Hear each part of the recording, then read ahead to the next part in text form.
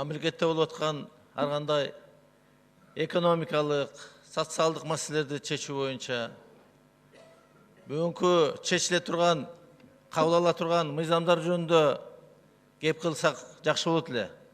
Тилекке каршы биз азыр убактыбызды мындайча айтканда ушу кийинки экс-президенттин сүйлөгөнүнө бир гана депутаттар эмес, мыйзамдуу шайланган президенттин адресине, элдин адресине, партиялаштарына, парламенттеги фракциянын адресине айткан сөздөрү мен үчүн дагы унчукпай калууга мындайча айтканда мүмкүнчүлүк бербеди. Биз эми жаштар азыр кийинки муун жакшы билбеши мүмкүн. Бирок ушу илгертен чогуу келген, ушул мурунку Акаев, Бакиев деген ошолордун режим менен күрөшүп, митингдердин баарына катышып, жаныбызды оозубузга тиштеп, тобокелчилик менен далай кыйынчылыкты баштан өткөздүк элек.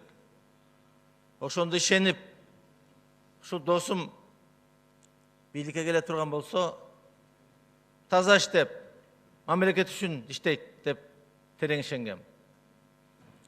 Мен деле ошо мезгилдеги канча миңдеген адамдар митингге чыгып, канча кишиси курман болду, канча эл жапа чекти, канчалары мындайча айтканда репрессияга туш келди. Анын арасында ошо жанда жүргөндөр биз дагы четте калган жокпуз. Ушу ойлогонбуз. 6 жыл президент болсо, демократия жолго түшсөк, мирный жол менен бийликти өткөзүп берсе, Кыргызстан мындан ары демократия жолу менен жакшы өнүгүп, региондогу жана бөлөк мамлекеттердин арасында айырмаланып, чын, таза шайлоо өткөзүп, бир жакшы мамлекетти өстүрөбүз деген жакшы ой бар эле. Тилекке каршы андай болбоду. Бүгүнкү күндө мыйзамдуу, мына бул жерде фракциянда депутаттар отурат, толугу менен ушу Сооронбай Жээнбековду колдодук элек. Бүгүн ушул бир фракцияда ошо митингдерде чогуу жүргөн кишилер менен касташып отурабыз. Фракциянын ичине бүлүк салып. Эми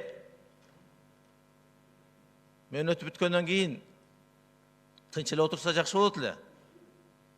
Бирок баягыдай таасир бере албай, баягыдай эми ошол мамлекетте болуп аткан процесстерге мындайча айтканда четке калгансып, аралашып, ошого бүгүнкү күндө дагы мындайча айтканда өзүнүн жеке позициясын, эгоисттик көз карашын дагы бизге таңуулап атканын көрүп атабыз. Көп маселе бар айта турган. Бирок ушул ар бир саясатчы, ар бири Кыргызстан деп сүйлөсө, эл үчүн кызмат кылам деп сүйлөсө, албетте киши ишенип, эл да колдоого алат эле. Бирок айткан сөзү менен жасаган иши айырмаланса, анда мен ойлойм, эл дагы туура түшүнөт деп ойлойм. Мына бүгүнкү болуп аткан кырдаалга байланыштуу камалган, жанагындай коррупцияга аралашкан жетекчилердин баарын тең көрүп турабыз.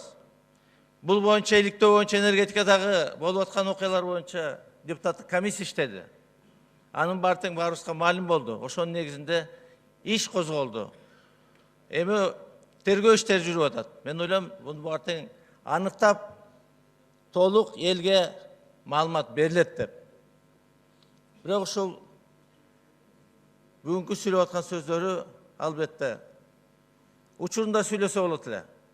Коопсуздук комитет бүгүн репрессивный органга айланды деп. АКСти түзгөн ким эле? Ошо мезгилдеги мына кадрлар жөнүндө мага чейин сүйлөгөн коллегаларым айтып кетти. Сабатсыз, тажрыйбасы жок. Бирок бөлөк жагынан тотальный прослушкага алып, куугунтуктап, бирөө каршы сүйлөй турган болсо анын баары жоопко тартылган.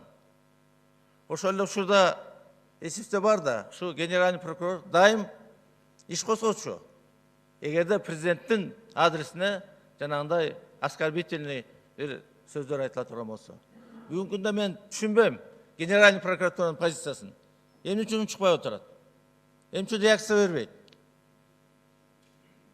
Эми урматтуу коллегалар, бул маселе биздин ички эле маселе эмес. Бүгүнкү күндө дүйнөлүк бир топ мындайча айтканда массалык маалымат аркылуу жарыя болуп атат, көрүп атат Кыргызстанда болуп аткан абалын. Ушундай кырдаалда, ушундай абалда бизге бирөө келеби? Инвестор келеби? Ишенип келеби? Мына ушундай маселелерге мен ойлойм, прокуратура бүгүн мындайча айтканда реакция бериш керек. Ал эми коррупция менен мынакей азыр күчөп атат дейт. Бул коррупциянын түптөлүшү бир күндө болбойт. Бул жылдап болот. Ушу мына өткөн мөөнөттүн ичинде билесиздер, тотальный коррупцияга айландык. Бүгүнкү күндө мына араңыздарда ишкерлер да отурат. Маалыматыңар да бар, сиздерге да көптөр кайрылат. Көргүлө, бир ишкана бар бекен бүгүнкү күндө прокуратуранын же болбосо күч органдарынын бар текшерүү үстүндө отурбаганы. Бизнес болобу? Мамлекеттик ишкана болобу? Акционердик коом болобу? Бүт баарында тең бүгүнкү күндө текшерүүлөр отурат.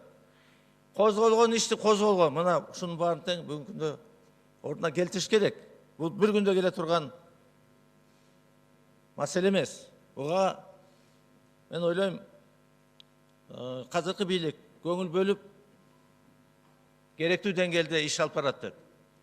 Эми урматтуу коллегалар, бүгүнкү күндө албетте болуп аткан ушул маселелерге реакция бербесек, эгерде бизди түздөн түз мындайча айтканда акырат келтирип атса депутаттардын арасына, депутаттардын өзүнө, төрагага, урматтуу биздин спикер, Дастанбек Артысбекович, сиз дагы эмне үчүн унчукпай отурасыз?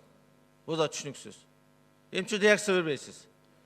Эмне үчүн депутаттарга ушундай маселе көтөрүлүп, оскорбление болуп атса, эмне үчүн жооп бербейсиз? Сиз да бүгүнкү күндө мамлекетте орчундуу кызматты ээлейсиз. Сиздин да ордуңуз бар. Сиз шайлаган ортодо 120 депутат да бар. Ошон үчүн ушундай маселелерге сиз дагы реакция кылып, анан кийин мен ойлойм, буга биз баа бербесек болбойт, урматтуу коллегалар. Рахмат.